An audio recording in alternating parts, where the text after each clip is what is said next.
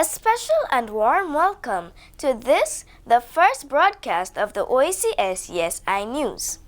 To all our viewers from across the OECS territories, the wider Caribbean and the rest of the world, I am Melody Garrett, hailing from Grenada, our broadcast center. Thank you for joining us. This special news broadcast gives voice to the young people of the OECS and provides the occasion for sharing and connecting their stories. We trust that you will be informed by all these stories as well as enjoy listening to us as we present our perspectives and engage with various people from across our societies. We begin the broadcast with news that the COVID-19 pandemic has created some new opportunities and opened new doors to us as students. Some of our peers are enjoying homeschooling and some even prefer it to the regular classroom. Surprising, right? Let's make our first stop in Anguilla as we go to our correspondent there, Jazea Hughes. Take a look. Good day. I am your correspondent, Jose Hughes, representing the OECS ESI News in Anguilla. Today, we have with us teacher Joanne Snag and Warren Buttle, both from the Agency Hazel Primary School. We will be discussing the impacts of COVID-19 on teaching and learning in Anguilla. So, Warren, how was your experience with remote learning? My experience was very interesting and exciting. I got to see my friends during live Zoom meetings and talk to them in group chats. What even made it more interesting was that my teacher sent us videos and cool games that help us understand the concept she was teaching. Interesting. I have another question for you. Which do you prefer, remote learning or learning in the classroom, and why? Definitely remote learning, because I'm able to do my work at my own pace and it allows me to have more free time with my family and do the things I enjoy. If I were to be at school, I would not have been able to do that. Excellent. Thank you, Warren. You're welcome. Now we turn to teacher Joanne. Welcome. Hi, Jose. How was your experience with teaching remotely? Well, initially I had some fears about learning a new e-learning platform, but after learning to navigate it rather quickly, I was excited about being able to reach my students even during the COVID-19 restrictions. Excellent. Do you see yourself using traditional teaching with remote teaching? If so, how? Definitely. Of course I will, in any other emergency or post-disaster situation. Additionally, I have decided that I will use the blended approach of face-to-face and remote learning even when returning to the physical classroom. I want to maintain the excitement and keen interest that my students have shown over the past months. Thank you, teacher Joanne. You're welcome, Jose. There you have it, ladies and gentlemen. I am Jose Hughes from the Agency Hazel Primary School, and you are tuned into the sounds of OECS Yes I News. Thank you and have a good day. Thank you for that report, Jazzy. The challenge of COVID-19 has impacted all demographics within the education sector. How are ministries of education coping? How do parents fare in this pandemic? To answer this, let's go to Amira Seri from St. Lucia. I am Amira Seri from St. Lucia. COVID-19 has impacted on children all over the world. St. Lucia is no exception. Several measures have to be taken to ensure that children remain safe. Firstly is hand washing and sanitizing. The 20-second rule still applies. And although children may feel like a doctor about to operate, the plus side is less germs. Face masks are another thing that is necessary to have when you are out in public. There are so many colors, styles, and characters. You may soon barely remember what a face looks like. But always safety first. Today we are here with the Chief Education Officer, Ms. Maya, to find out more about the impact of COVID-19 in the education sector. Good morning, Ms. Maya. Good morning, Amira. Lovely having you. Thank you. How are you feeling? Oh, I'm fabulous. I hope you're well as well. Thank you. Yeah. Okay, so why did the ministry decide to go with homeschooling? Well, it was more of a decision that was forced upon us because unfortunately we had COVID-19 come knock at our doors.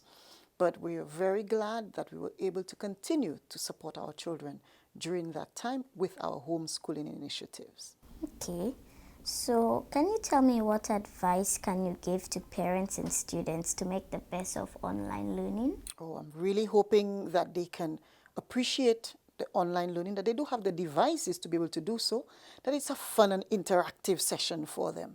But more so, I'm hoping that our teachers are there to continuously guide and to give feedback to our children. So I say to our parents, don't feel overwhelmed. Work with your child and hopefully that child learns something really interesting during that time.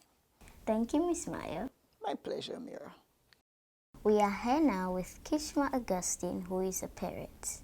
Welcome, Mrs. Augustine. Good morning, Amira. How are you? I'm good, you? I am fantastic, thank you.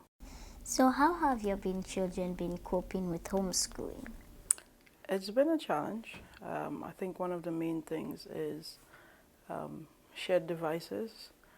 There is the fact that they feel cooped up a bit, so it's necessary to get them out of the house from time to time, which of course has its limitations due to COVID. Okay, how have you been coping with homeschooling? Well, it has been challenging. I work from home. I'm an entrepreneur, so now I have to work from home and cater around the children. So my time management skills have definitely been put to the test. Thank you, Mrs. Augustine. This is Amira Serie from the Monipo Pastures Combined School in St. Lucia, reporting for the OECS ESI News.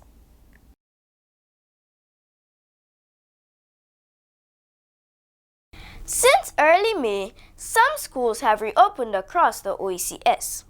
However, here in Grenada, in the south of the OECS, our Ministry of Education has ordered for schools to be reopened on June 8th to accommodate Form 5 students who are expected to write CSEC exams in July. Going back to the north of the region in Anguilla, schools reopened with a focus on health and the development of key messages to parents led by the Parents Teachers Association. Let's take in this report prepared by Aurelia Kelly Primary School in Anguilla.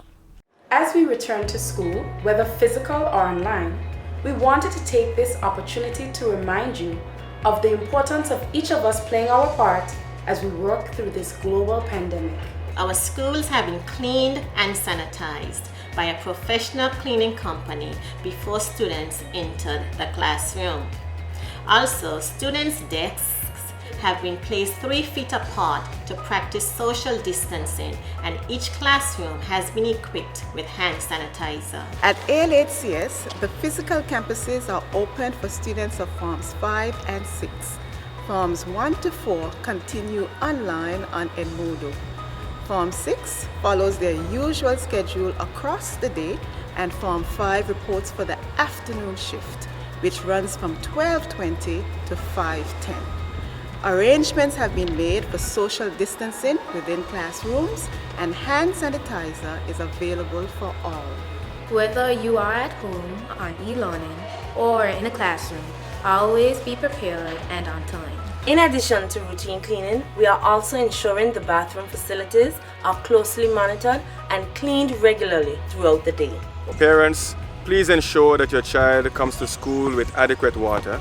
And remember, daily physical activity helps to maintain healthy bodies. Preparing a designated quiet space for e-learning provides your child the necessary support to focus during lesson time.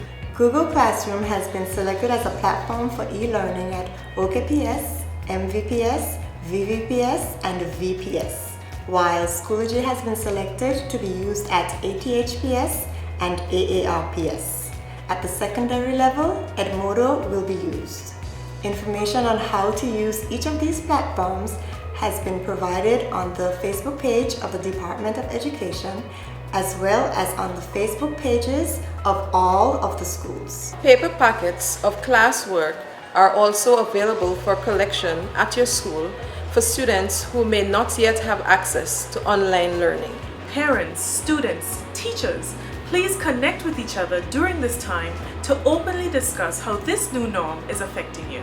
We can't wait to have everyone back at the school compound, so please continue to follow health and safety guidelines. Since e-communication is the way forward, we encourage each of you to connect with your PTA executives for further information and additional updates. If you have a child that is coughing, sneezing, or is experiencing breathing or respiratory issues, please have him or her stay at home.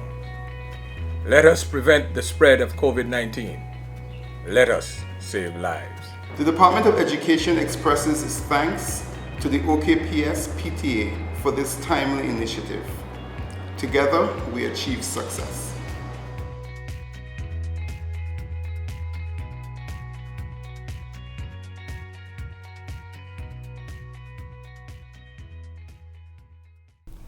Excellent! The role of the parent is vital in the business of education. The transition to online learning imposed on all of us has brought tremendous challenges. Principals and teachers have not been spared. Let's hear how some in St. Vincent and the Grenadines have been trying to cope. For this, we have our very own Jamari Henry. By now, everyone knows that the coronavirus has affected the world. For me, it has changed school the way I know it. My name is Jamari Henry. I am a grade 5 student from St. Vincent and the Grenadines. I am going to chat with the principal and the teacher to get their views on how corona pandemic has affected their lives and that of their students. Principal Ferdinand, can you share with us how you and your staff have worked to put things in place to manage during this time of crisis? COVID-19 has certainly brought its share of challenges, and we are not exempted from those challenges. However, during this time, we have sought to be as creative as we can be. One of the first things that we did was to assess our situation, to make contact with our parents and get them on board. Following this, we decided that we would use WhatsApp along with the Zoom platform. The Ministry of Education has proposed a new platform that's called Microsoft Teams. We have had a significant amount of success using that, since it is specifically geared towards the teaching and learning environment. So you see, despite the challenges, we are doing quite well in navigating and in adjusting to this new normal. Thank you. Mr. Wilson, can you explain how the online learning platform that you use for remote teaching has helped your students and how you overcame the challenges that arose in navigating it? Now, Zoom is a web conferencing tool that I use to stay in contact with my students during the COVID-19 pandemic. It helps us to stay actively engaged in teaching and learning. My students were very happy to know that they were going to be a part of a virtual classroom. The games, the quizzes, they were able to utilize their smartphones, their tablets, their computers. Being online, doing online teaching taught these students a lot of things. To add to that, the exposure to the new technology, asking questions, for example, so the internet ain't working now, what can I do to help? These are some of the things that the students learn to maneuver. One of the challenges that we encountered while doing online teaching was that we had limited time. So what I did is that I shortened my lessons. I made my lessons more interactive, more student-friendly, so that my students can benefit significantly with the time that was allocated to us. Another issue that I encountered was that the parents were having a bit of a problem using the program. So what I did, I explained certain things to them. And the beautiful thing about that is, as these parents were learning, they were able to transfer that knowledge to their children. The students were able to benefit more from the online teaching and learning experience. Thank you. There you have it. In St. Vincent and the Grenadines, we are finding creative ways to adjust and manage in this pandemic. This is Jamari Henry. Thank you for watching.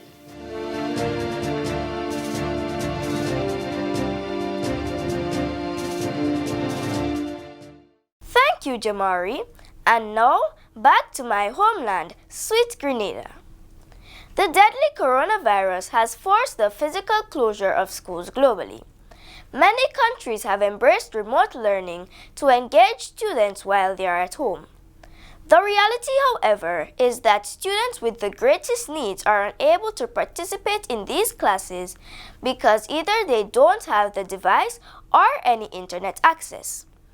The reopening of schools will definitely come with some challenges that include wearing of masks, social distancing, large class size, small classroom spaces, and constant sanitation of hands and surroundings. Authorities may have to schedule shift system to accommodate the whole school population. We'll now listen to this report from Jazan Louison, student of the Beacon Junior School. My name is Jazan Louison, and today I am with Minister Emlyn Pear. Recently, you informed the nation about the use of e-books rather than regular textbooks for secondary schools. How effective do you think e-books will be? I do believe that they will be very effective, especially in the current situation.